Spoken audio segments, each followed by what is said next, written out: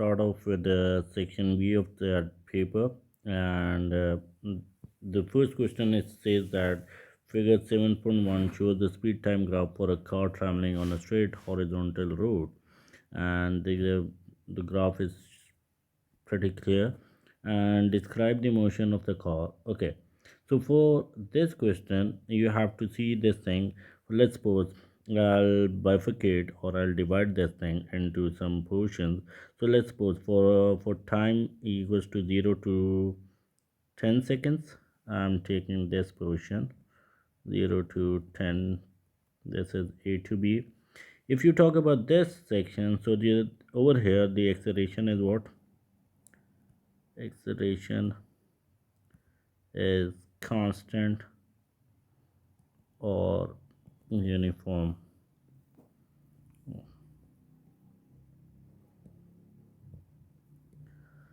Okay, so if you want to find out the acceleration, so I'm going to tell you a little bit more. So the coordinates of B are 10 and 16, and the coordinates of A is 0 and 0.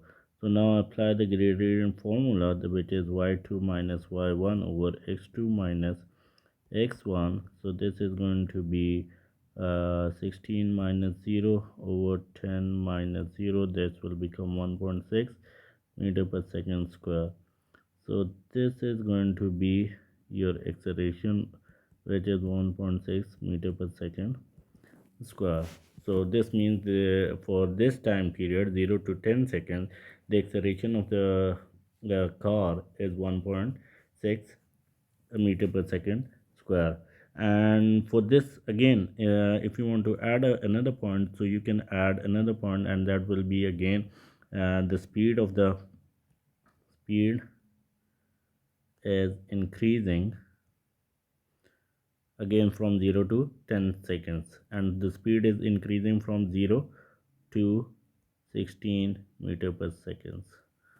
Okay, now coming back to the second part, that is from B to C.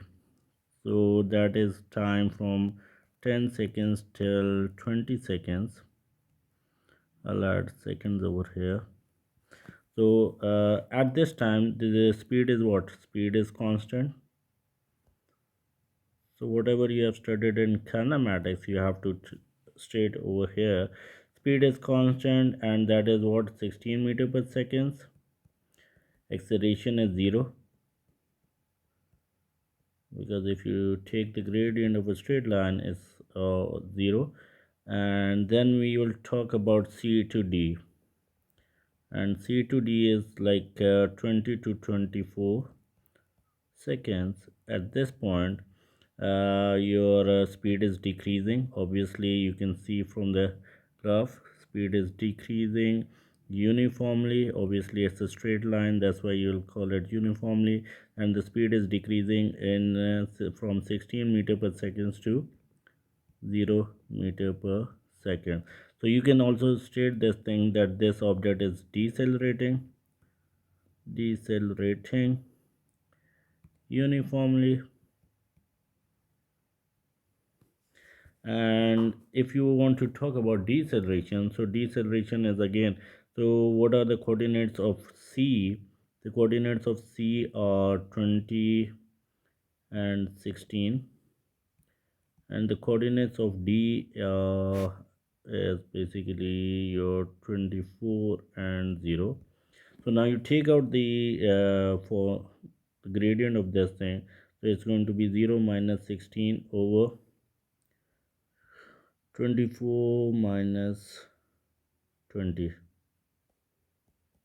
So this is going to be minus 16 over 4. This is going to be minus 4 meter per second square. So if you want to write it down, then the deceleration will be 4 meter per second square. Remember this thing whenever you are writing deceleration, so it means that you don't need to put a negative sign, because the deceleration itself is negative of an acceleration. Okay. Okay, now going to the next question. By the way, you guys can write any 3 points out of these things. I've mentioned a lot of points over here, so you guys can mention any 3 points to get 3 box. Okay. Now, using figure 7.1, calculate the distance traveled by the car during the 24 seconds of its motion. Show your working.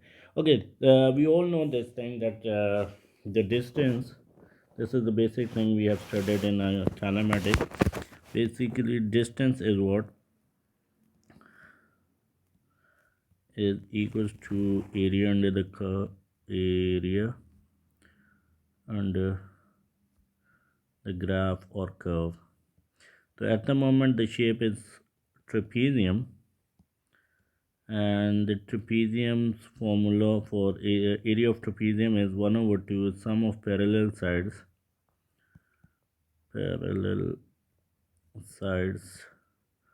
times height.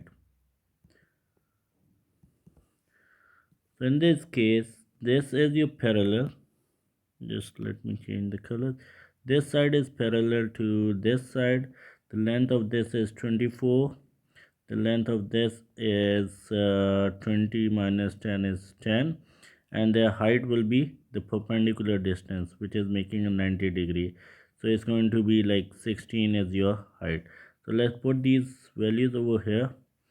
So this is going to be 1 over 2 times 24 plus 10 times 16, and this will give you 272 meters. Okay. Okay. Going to the next question, calculate the average speed of the car during this motion. So for this uh, part, we know the average speed is equals to total distance covered divided by total time taken. So total distance covered is what? 272, and total time taken is what? 24. Because you see this thing in this graph, the total time is what? 24 seconds.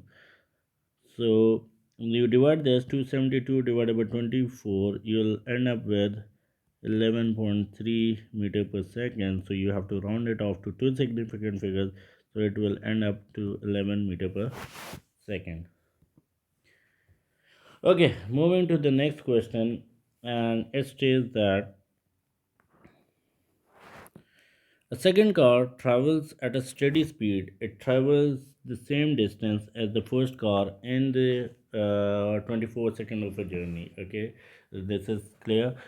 On the figure 7.1, draw the speed time graph for the second car. Okay, now what we are going to do is, in order to make this speed time graph, we have to do one thing that we know that the graph would be like this. Okay, the graph would be like this. We know this height is 16. I mean to say that this is going to be some sort of a rectangle. Okay, so the formal area of rectangle is length times breadth equals to 272, because there is another car which is traveling with the same distance, and we need to find out how we are going to draw the curve. Okay, uh, length is, oh, this my bad, that's a mistake. This side we don't know, this is unknown. This side we know this thing, that this is the type, which is 24 seconds. So over here we are going to put length equals to 24 times b equals to 272. So b equals to 272 divided by 24. That will end up with 11.3 meter per second. So you have to draw a line at 11.3 meter per second. So this is going to be somewhat, the line would be from here to there. Sorry, the line is not a straight line, but you have to use a scale to make this line. So 11.3, this is going to be your label over here. So this is going to be your curve which we were discussing, the orange one. So the second car has traveled this much distance, but we don't know the speed, so we applied the formula for area of rectangle, and then we got the answer is, the speed is 11.3 meter per second. Okay, The next question states that the thinking distance is the distance traveled by a car between the time that a hazard seed and time that the brakes are applied. The braking distance is distance traveled while the car slows down to rest. The table shows the thinking and a braking distance for an alert driver when the car travels at a different speed. So the first objective is this, that you have to complete the table. So how you are going to complete the table is, first of all, you see the differences. This is what, plus 9.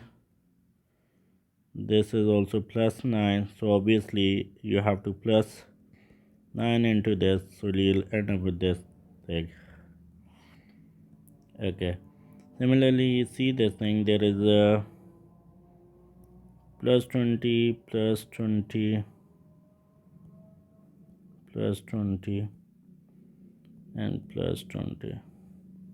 Okay, so we have completed this thing because I have done this working before this, because I know that there is a question that is going to be asked: what is the relationship between thinking distance and speed or the braking distance? So I have done it for my ease. Okay, the time it takes for the driver to react the hazard is constant at a different speed. Explain how the table shows this. Okay, first of all, the table is telling you this thing, that the thinking distance and the speed is directly proportional as per the table. Thinking distance is increasing as the speed is increasing. So you can see this thing, that this is obvious. Okay, so the you can add another point into this, that the thinking distance is increasing. Thinking distance is increasing with speed, because they are directly proportional. So you can write it as well like this. By the way, you can see the difference between them. The speed is plus 20 and the thinking distance is plus 9. Okay, so this is the second point. And other things you can do this thing, the ratios of thinking distance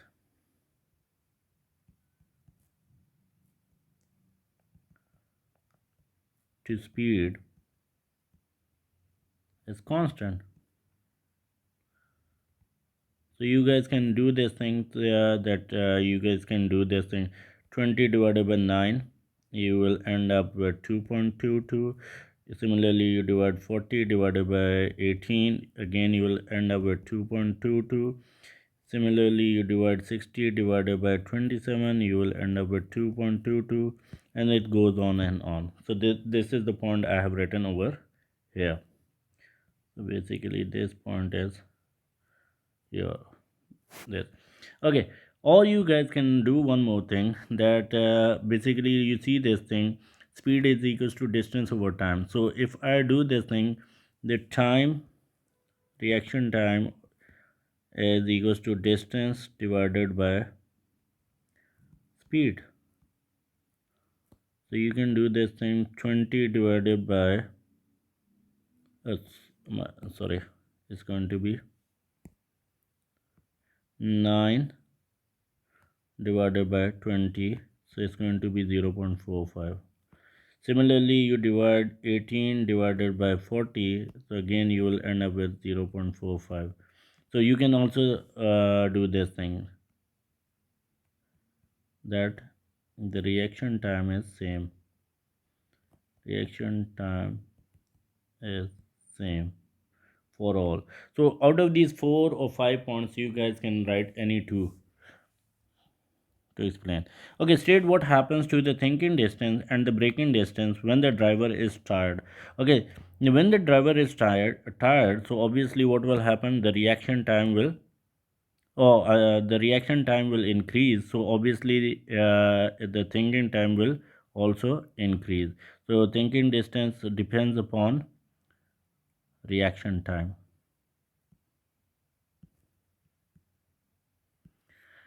And what will happen to the braking distance? So braking distance will not change. No change will be there, as the braking distance has nothing to do with nothing, I'll write it down, nothing to do with time, or if the driver is tired, or with the driver, but it depends on friction, and that friction can be between roads and tires, and then the condition of tires. The braking distance depends upon condition of tires, frictions, and the last thing is the braking system. So this is for your additional information. Okay, now let's move to the next question. Figure 8.1 shows the ripple tank and the crest of the water waves that is produced in it. Okay, this is the ripple tank that is being shown. The frequency of the water waves is 2 hertz and its amplitude is 3 mm. Calculate the number of crests produced. Okay, uh, this I have told my students that you must know the unitary method, because sometimes in physics and obviously in maths as well, this method is used instead of any other formula.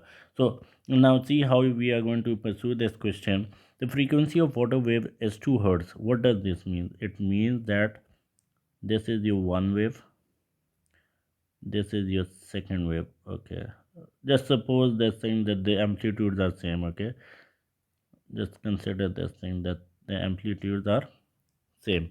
Okay, so now you see this thing, calculate the number of crusts produced. So these regions are called troughs, troughs, and these two regions are called crust. So in a wave of 2 hertz, okay, the frequency of a water wave is 2 hertz and its amplitude is this. So it means that this is 1 second. 1 second, 2 hertz. The frequency of water wave is 2 hertz. It means that in 1 second it is going to complete 2 waves. So what is happening over here? 1 second has 2 crests as shown in the diagram. So calculate the number of crests produced in 1.5 seconds. So 1.5 second has unknown. So you cross multiply. So it's going to be 2 times 1.5, and this is going to be 3 crests.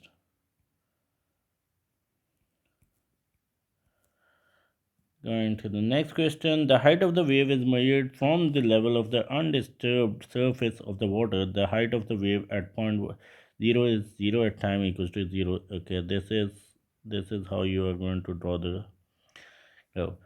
Okay, then you have to basically you have to draw the same diagram, because I have drawn this rough sketch. So now you have to draw it properly, because the amplitude was 3. And how you are going to do it? You can do this thing. This is 1 second, and in 1 second you have to draw 2 hertz. So what I'm going to do is, we can do one more there's another way as well. So we can apply the formula as well. 1 over 2 is going to be what? 0.5 seconds. So this means one wave will be completed in 5 seconds. So what will be the amplitude? The amplitude will be 3 over here and minus 3 over here. So the waves are going to be like, it's going to be like this. Okay, just a second, let me draw it neatly.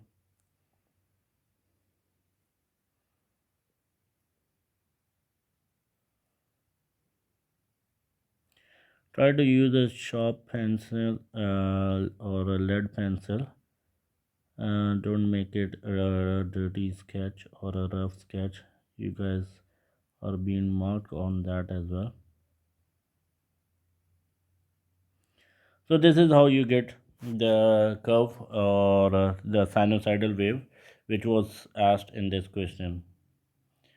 Okay, moving to the next question, and that question states that The frequency of the wave is increased. Describe how the apparatus in figure 8.1 is adjusted so that the frequency of the wave is increased.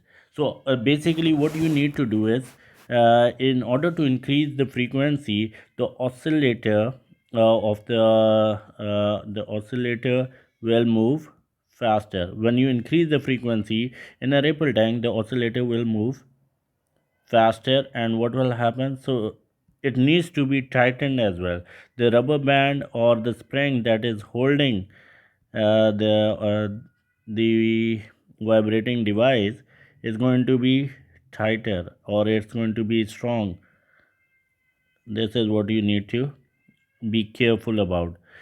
Next question is that state what happens to the speed and wavelength of the waves as the frequency increases. So obviously its going speed will be remain same and the wavelength will decrease. Obviously v is equals to f lambda, and over here you see this thing from this formula the frequency is inversely proportional to lambda. From this you can conclude to this point.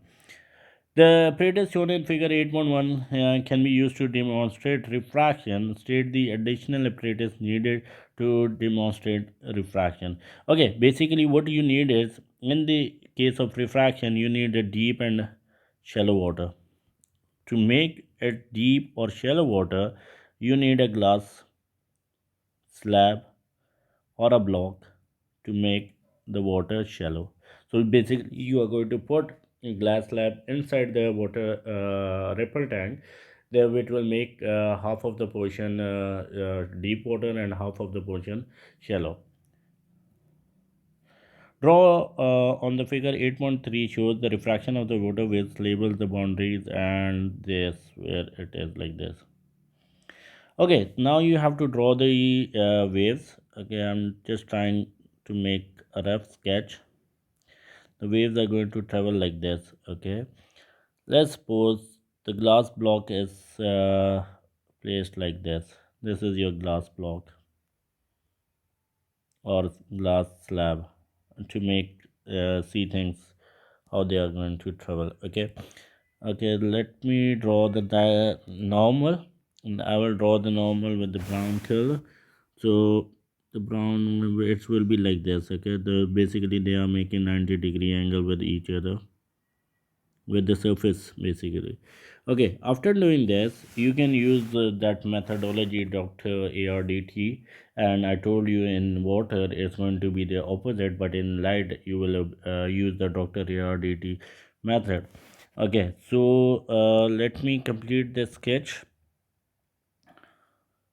These are the wavefronts that are going to be.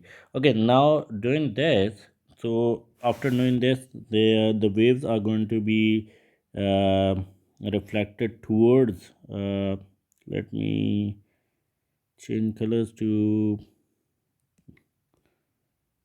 okay, I'll draw it with the purple, the refracted rays. Okay, so the refracted ray will be towards normal. This is going to be towards normal, and then you guys have to put your d over here, protector, in such a way that it's going to make lines like this. So this is going to be the waves are going to be traveling like this. Okay, I've made a rough sketch. You guys have to make sure the gaps between these are equal, and it should be straight lines. I hope you got the concept of how you will get this, because I have shared the procedure in my lecture as well, and I will be posting a video soon on this as well. Okay, moving to the next question, and it states that figure 8.4 shows a connection to an internet made from the remote station A using a satellite above the Earth's surface. Data is sent between station A and B using microwaves which travel to and from the satellite. Section B is connected directly to the internet using optical fiber. And this is the structure. The figure is clear. Okay, the speed of the microwave is 3 into 10 to the power 8 meter per second. Station A are each 560 kilometer satellite. Calculate the time taken to travel. Okay, we are going to use the same formula which we have already used, and that will be the speed formula. Speed is equals to distance divided by time. Over here we are going to make time subject, so it will be time equals to distance divided by speed. So what will be the distance? Distance is going to be 560 times 1000 meters divided by speed of the waves. This was meter per second. So when you divide this thing, you will end up with 3.7 into 10 to the power minus 3 seconds, which will be around 0.0037 seconds. So moving to the next question, the same data can be sent from A to B in a shorter time along the surface of the Earth using infrared waves to carry the information in optical. State one property that infrared waves and microwaves have common. So there are a number of waves you can do it, but I'll tell each. Try to tell you more options so that you can write any one to get 1 mark. One is this: they both reflect or they both get refracted. They both are transverse wave. They both have the same speed because electromagnetic waves have same speed. Oh, you can also write they are electromagnetic waves, magnetic waves, or you guys can see also write they can travel in vacuum as well. So it's up to you what point you guys can write to get 1 mark. Suggest one other advantage of using optical fiber directly. Okay, so the bandwidth will be, first of all, bandwidth will be increased. There will be more space of data to be traveling. There will be more security. That's why we are going to use this. Okay, coming to the next question. This is okay. The next question is states that thorium-229 is a radioactive isotope used in several medical applications that involves alpha particles and beta particles. During the ionization, a helium atom becomes a helium ion. So, helium atom is turned into helium ion. Shows a diagram of helium ions. This is this. State how the structure of helium atom differs with the helium ions. Okay, so you have to identify this. What is going to be the difference between helium ion? Is going to be it has one electron, and this has two electrons. It has no charge, and it has a positive charge. So iron has a positive charge and the helium atom doesn't have any charge. So you guys can write any of the difference between these two. State how the structure of an alpha particle differs from structure of helium ion. So now you have to see this thing, what is the difference between alpha particle and helium ion. So again, alpha has no electrons, or you can say they have a charge of +2, and in the helium helium ion has one electron, or they have a charge of positive. Again, you can repeat that thing. Okay, this is alpha beta decay question.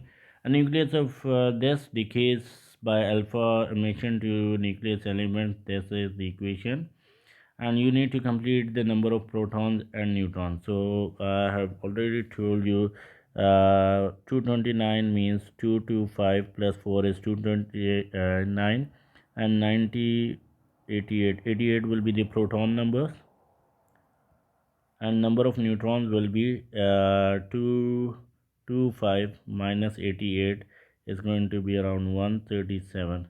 So this is for x. So 225 will be written over here. This is first is alpha decay, and then is your beta decay. So this is 225 and this is 88. So this is going to be 225 and this is going to be 89. So this is going to be 89 and this is going to be 136. So you guys can remember this thing. This is quite easy, that in beta decay, remember this thing, the proton number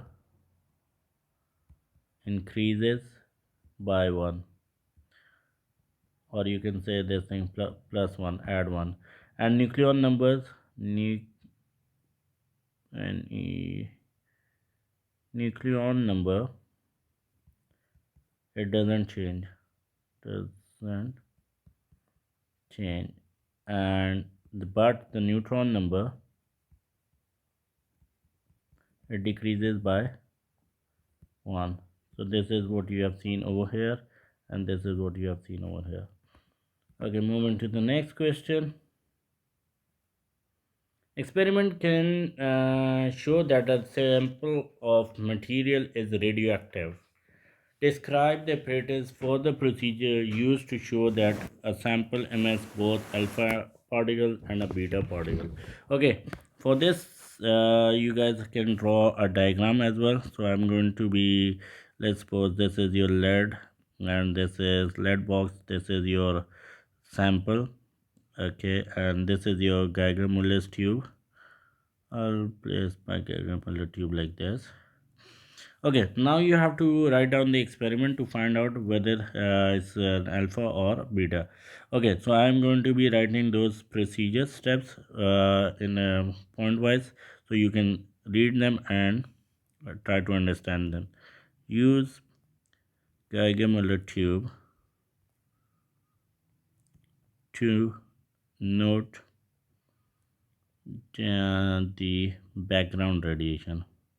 This is the background, first step, background radiation. Then you have to place the Geiger Muller tube few centimeters away from the sample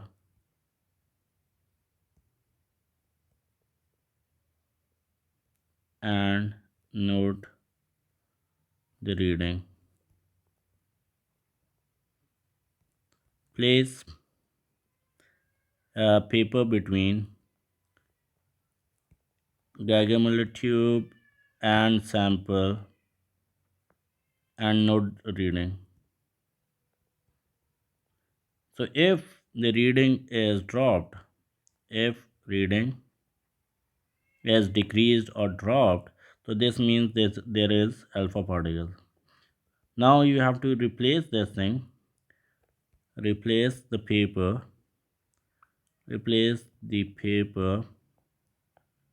with aluminum sheet, which is like 5 centimeter thick, around approximately, or sorry, it's going to be 5 millimeter, not more than that. And then you have to note the reading again. Note the reading on the reading again on the GM tube. Okay, so again, if the reading is dropped,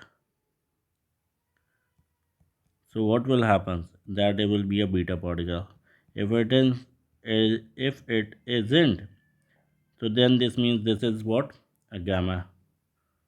Okay, state what is meant by the half-life of thorium 229. So it's going to be time taken to half, or time taken to decay in half. Okay, or time for number of atoms to become half.